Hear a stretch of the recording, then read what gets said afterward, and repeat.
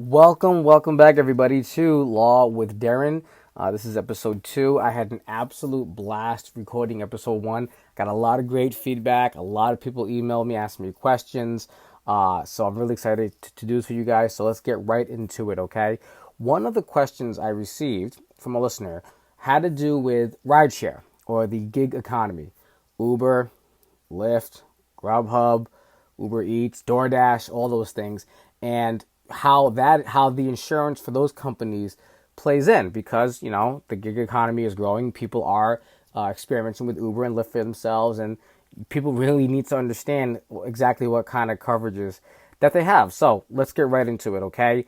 Well, traditionally, when you have an automobile insurance policy, okay, your auto policy, your personal policy on your car, typically has an exclusion for what's known as commercial work, right? So if you're using your own personal car as a taxi, I mean, literally driving around, picking up people, and this would be before, rideshare, Uber and Lyft. If someone was hailing you and you went to go pick them up, I mean, not only would that be illegal, however, it would also be an exclusion. So if you're in an accident, your car insurance company for your personal policy would deny coverage for you. Okay, and you don't want that because that means that if you're in an accident with somebody and you're at fault and you have collision coverage, forget it. It's not going to apply. Or if you're in an accident and you're not at fault, you're at a red light, and you get hit from behind. And from the episode 1, we covered uninsured motorist coverage, which would cover your car in the event that you're hit by someone without insurance. Guess what? If you're using your car for hire purposes, right, for a commercial purpose, to earn money, to earn income, your own car insurance company would have the right to deny providing you coverage for that accident. So obviously that's something that you want to avoid, something that you didn't want, okay? But with the advent of Uber, because again, not many people were driving around, looking for people to hail them for cabs, Uber exploded so fast, and a lot of people found themselves in situations where they're driving for Uber, and they would get in an accident, and they would tell their own insurance company that they were driving for Uber, and their insurance company would actually drop them. Okay, they would literally cancel the policy, and then that person would have to go out and find insurance from someone else, hopefully. Okay, so how do we get around that? Where are we today? Well, thankfully, there's been some regulation in Rhode Island, Mass, and Connecticut regarding Uber and Lyft and what's called transportation network companies. Okay, I won't bore you with the actual laws themselves, but I'll kind of give you an overview. Okay, so in Rhode Island and Massachusetts, well, why don't we do it this way, actually? Okay, let's go through the actual policies. All right, so when you are an Uber driver, okay, your coverage is split into 3 separate periods. Period 1 is when the app is off, so the app's not on. Okay. Period 2 is when your app is on. You're open for a ride. You're waiting to be paired with somebody for a ride, but you haven't been paired yet. Okay. And then period 3 is when you've accepted a trip, so you're en route to pick up a passenger, all the way up until you've brought that passenger to their destination. Okay, so those are the 3 periods. So the first period, when the app is off, obviously the app is off, your own car insurance applies, right? There's nothing, Uber is not going to provide you insurance for literally doing nothing for them at that time, right? If you go into the grocery store, you're in an accident, you would look to your own insurance company, and your own insurance company would literally have no defense or reason to deny coverage based solely on the fact that, you drove Uber the other day. No, that doesn't matter. You're fine. Okay. So that period's pretty easy. Period 2 is the tricky one. Okay, because period 2 is, again, when you're driving around, you're waiting to be paired. Okay, and you're just waiting to be matched. Okay, and anyone who's driven Uber or Lyft will tell you sometimes you could be driving around for 20 minutes, depending, if you're in like a dead zone, or for 20 seconds. But what happens if you're in an accident during that time? So Uber will come in and will provide third-party liability coverage, okay, up to $50,000 per person and $100,000 per accident. as well as $25,000 in property damage. Okay, so what exactly does that mean? Well, if you, I had explained the way that these per person per policy claims work in my first episode, but I'll kind of go through it again. So what that means is that even if your own personal insurance has, say, $25,000, right? So in Rhode Island, the minimum you can drive around with is $25,000 per person and $50,000 per accident. Mass, you can have as low as 20 per person and 40 per accident. So when you're driving around with the app on, your insurance actually kicks up. But this is the insurance through Uber. This does not affect your own insurance policy. You cannot look to your own personal insurance company for this kind of coverage and say, oh, well, Uber's going to kick in the rest. Or no, it doesn't work that way. Okay? So if you're in an accident and that app is on and you can prove that the accident happened while the app was on, Uber will come in and protect you for up to $50,000 per person and $100,000 per accident. So in effect, the insurance through Uber actually may provide more insurance than your own personal policy. So, I guess that's fortunate for the people that you hit, because they'd rather be hit by someone with more insurance than less insurance. Okay, so that's period number 2. Then we have period number 3. So period number 3 covers when you as the driver are en route to pick up riders, and when you've actually retrieved the rider, they're in your car, all the way up until you drop them off. And this is where it gets big. So Uber will maintain up to $1 million in third-party liability coverage, right? So if you hit somebody, there's $1 million. So, I don't drive around with $1 million in coverage. I don't know many people that do.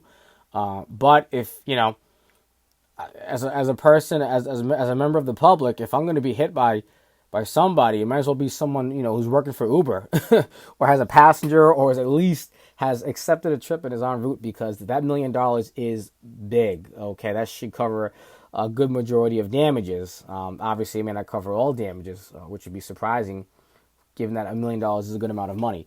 So, again, if the app is off, no coverage, right? You look to your own personal insurance company. It doesn't matter the fact that you downloaded the app and you have it on your phone, but you go into the grocery store. No, you don't look to Uber. Go call your own insurance company. You'll be fine.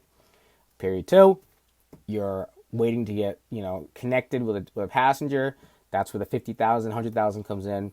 And then period 3, the $1 million. Okay, so that covers Uber. Lyft is about the same. I'm on their website as well. Again, this is pertaining to Rhode Island and Massachusetts. Okay, I'm looking here at Lyft. Basically mirrors exactly what Uber has done, which is great, because obviously, one of the selling points of Uber and Lyft is that, if you're involved in an accident, we'll cover you up to $1 million.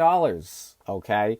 I'm not sure if that was more so to attract drivers as much as it was to kind of, quell the public opinion about, oh my God, we have all these people, guys with their 2005 Honda Civics are driving around as makeshift taxis, and they have minimum insurance, and they're killing people and hitting people and maiming people. And no. So Uber and Lyft got together and made the smart decision, in my opinion, to have a very large insurance policy for liability purposes, okay? Now, it gets tricky when you are driving with Uber or Lyft, and you are in an accident, and the person who hit you, okay, let's say you're at a red light, you get rear-ended. The person that hit you has no insurance, right? Normally, in that situation, you will look to your own insurance company for that uninsured motorist coverage, okay, which I covered in episode 1. I'll put the link to episode 1 as well here in the bottom, okay?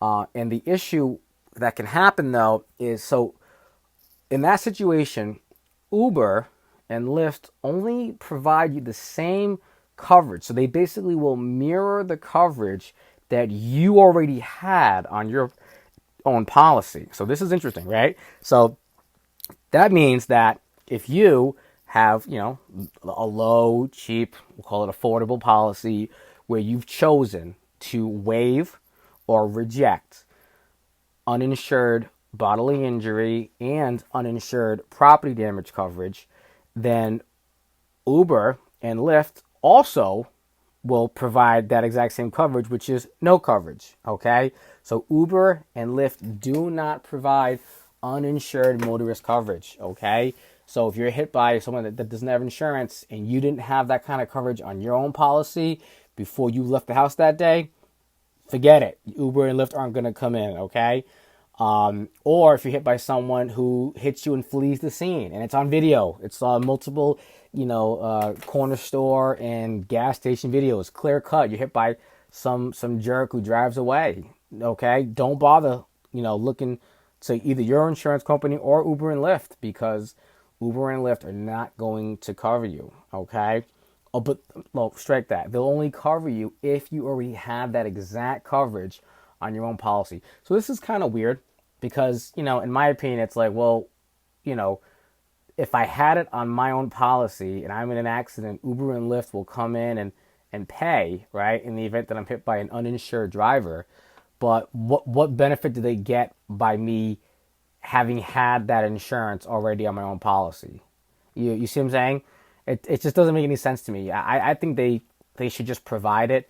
But I also understand because, things get a little dicey when people are hit by, hit and run drivers, unwitnessed in a, middle of, some dark area. So, and, they're trying to blame some uninsured driver. Oh yeah, I was run off the road. So, go pay, for my $30,000 truck. Yeah. So, I'm not saying people make fraudulent claims, but it can get a little dicey and risky for insurance companies. But obviously Uber and Lyft didn't want to be in the position where people had coverage, to cover uninsured motorists, or hit and run vehicles, and, provide the public with less insurance than they had privately, right, on their own policies. So I guess the compromise they came up with was, look, if you have it on your own policy, we'll give it to you. If not, don't bother looking to us. Okay. So, that's kind of the rundown. Same thing with the property damage and collision coverage and comprehensive coverage.